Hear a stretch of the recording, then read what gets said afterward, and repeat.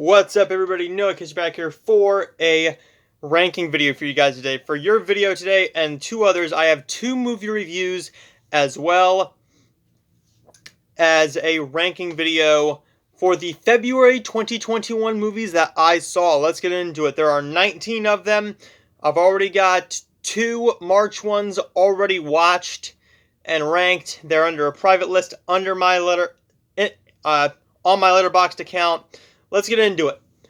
Number 19 is Valentine's Again. This was a Hallmark Channel original movie about this woman who has to relive the same day over and over again until she finds the man of her dreams.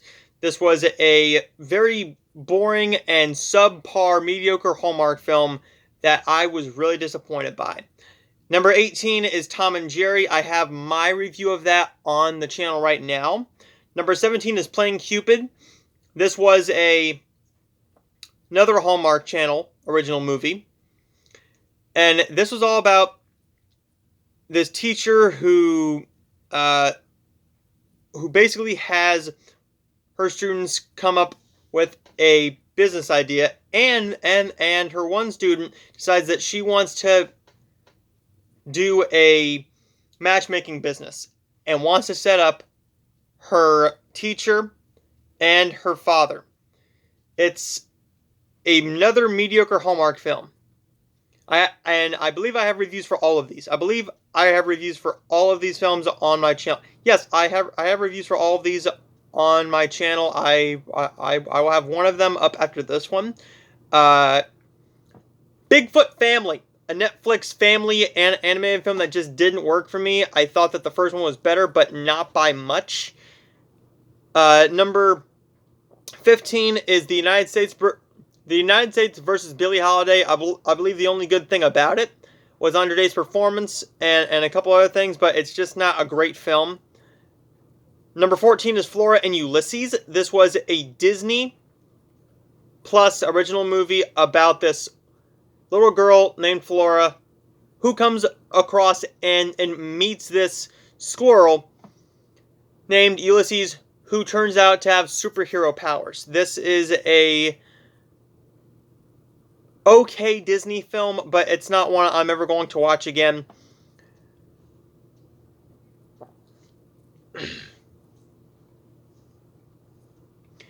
Crossword Mysteries Terminal Descent. Lacey Chabert and Brennan Elliott in this Hallmark mystery film that really let me down. I really liked the first three, but this one really did let me down. What did not let me down is Chronicle. Chronicle Mysteries Helped to Death.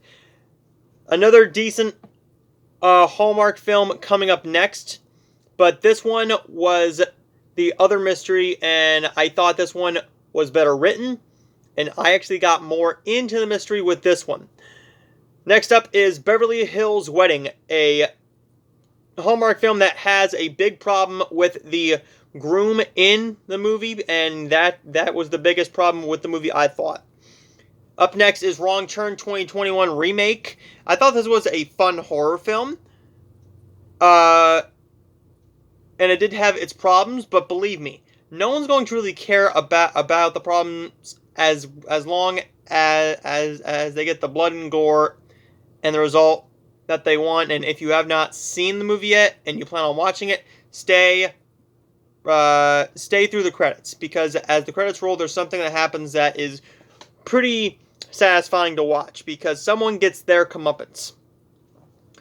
Next up, Girl in the Basement, a really good Lifetime original movie, starring Stephanie Scott, Jolie Fisher, and Judd Nelson, about this father who keeps his 17-year-old daughter down in the basement for, I believe it's 20 years. And he basically rapes her, and she bears four children, and only I'm not gonna give any spoilers about the movie. I do go into a bit of spoilers with my review of that movie. Next up is Stealing School. I have a review of this one coming up later on today. Up next is The Map of Tiny Perfect Things, the Amazon Prime original movie, which was a romance film starring Catherine Newton. Basically another turn on the Groundhog Day story. We got that story a bunch of times this year.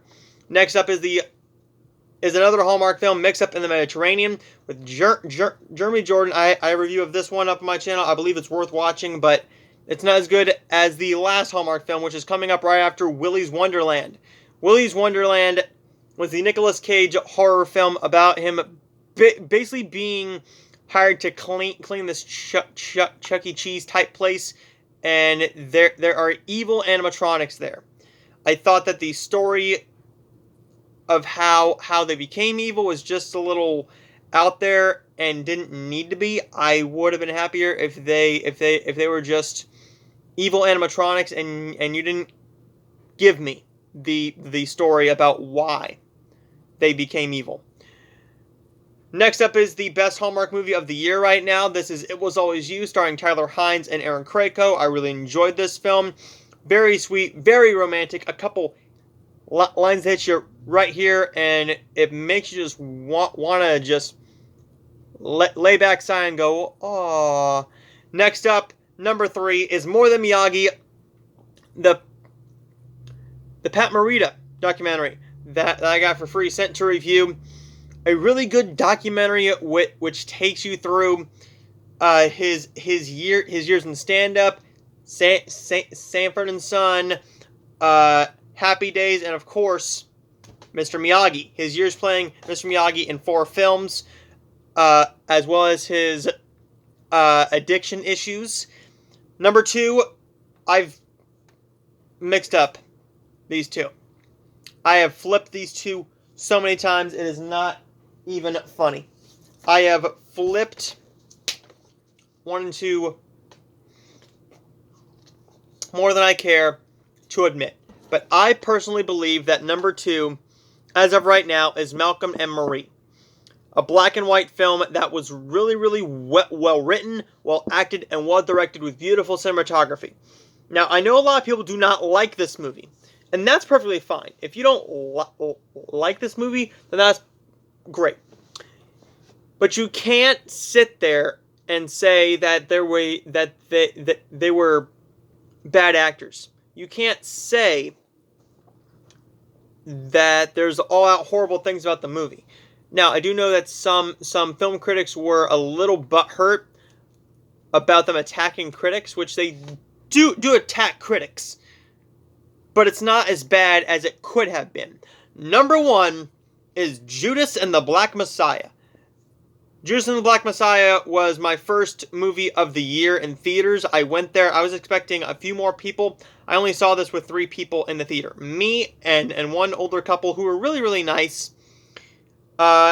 Just a powerful film that needs to be told. And I believe that Daniel Kaluuya was deserving of the Golden Globe win for Best Supporting Actor, and I believe he's going to get the Golden Globe win at the Golden Globe win, the Best Supporting Actor win at the Oscars. We are going to see who else gets in that category on March 15th when the Oscar nominations come out. So I will see all of you guys for those. The day those come out, stay tuned. I will have reviews for the brand new Netflix movie which came out yesterday called Moxie, as well as a film that came out in February last week on the 26th called Stealing School. So I will see all of you guys for those videos up next.